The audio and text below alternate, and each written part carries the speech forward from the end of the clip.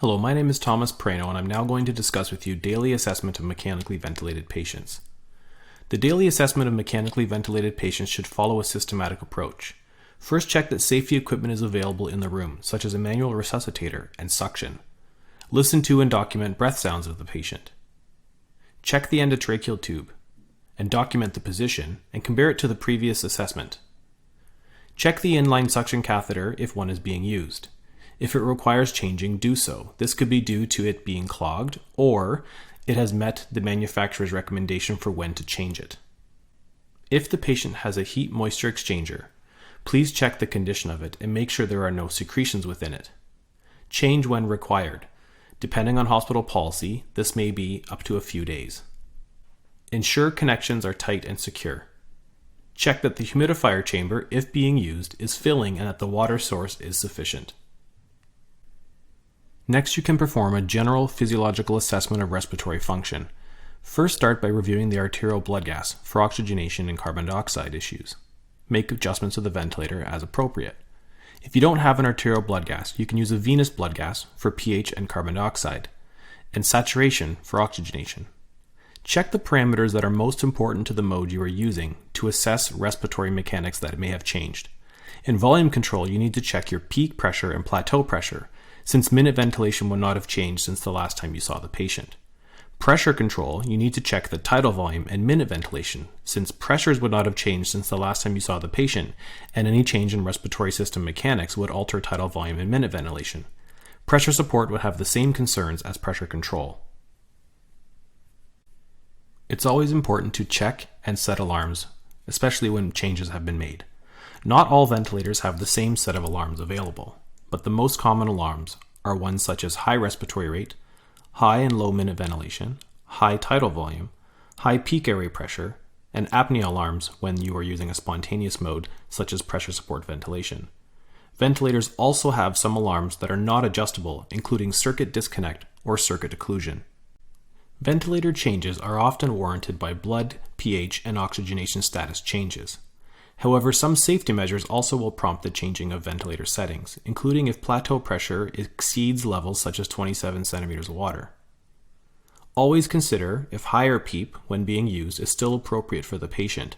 This is something that should be considered every day when higher PEEPs are being used, and attempts to wean them should be aggressive.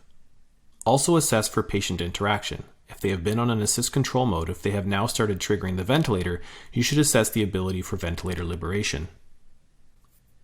Patients should be allowed to make spontaneous efforts early in the course of mechanical ventilation. Generally speaking, if the patient is stable and/or improving medically, the patient should be allowed to begin spontaneous efforts. Daily attempts at assessing the patient's ability to come off the ventilator should be considered. The assessment for ventilator liberation should be done daily. Criteria for assessing ventilator liberation may differ between institutions, but the following are common considerations for when to test it. The patient is stable and/or improving medically. The FiO2 requirements are 50% or less. The PEEP requirements are 10 centimeters of water or less, and the patient can make spontaneous efforts. If they meet this criteria, a 2-minute test of readiness for a spontaneous breathing trial can be performed. One technique to assess readiness is to reduce all pressure settings while in pressure support ventilation to 0. If they are on an assist control mode, you can switch them to pressure support and put all the settings to 0 for 2 minutes. This 2-minute test is often referred to as the rapid shallow breathing index. At the end of the 2 minutes, you divide the frequency by the tidal volume in liters. For example, if the patient had a respiratory rate of 28 breaths per minute at the end of the test, and the tidal volumes were 300 milliliters, you would divide 28 by 0.3, and you would get 93. If the value is less than 105, this is considered successful as a screening tool, and you would continue with a spontaneous breathing trial. There are different techniques used for spontaneous breathing trials at different institutions. The classic method is T-piece, which is removal from the ventilator and oxygen is supplied to the endotracheal tube with a T-piece adapter. Another technique is the same technique I described for doing the rapid shallow breathing index, which is removing all the support from the ventilator while on pressure support, so 0 on 0. This is the closest to T-piece in terms of work of breathing. However, the benefit is that it allows you to monitor the tidal volume, minute ventilation, and respiratory rate with the ventilator while performing the test. Pressure support is another technique where you would allow a low amount of pressure support to augment inspiratory effort that may be due to the presence of the endotracheal tube. All of these tests are used to predict the extubation success of the patient.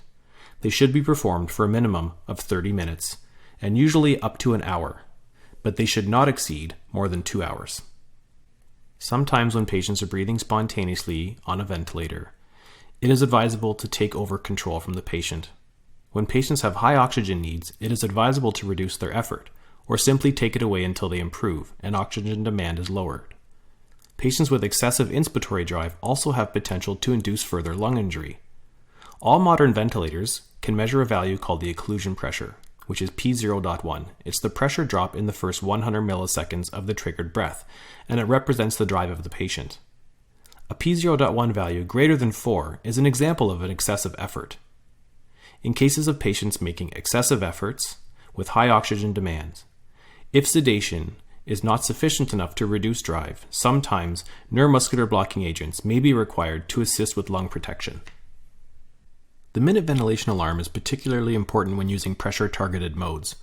When using pressure assist control, this alarm usually means the respiratory system mechanics have changed and it has affected tidal volume delivery.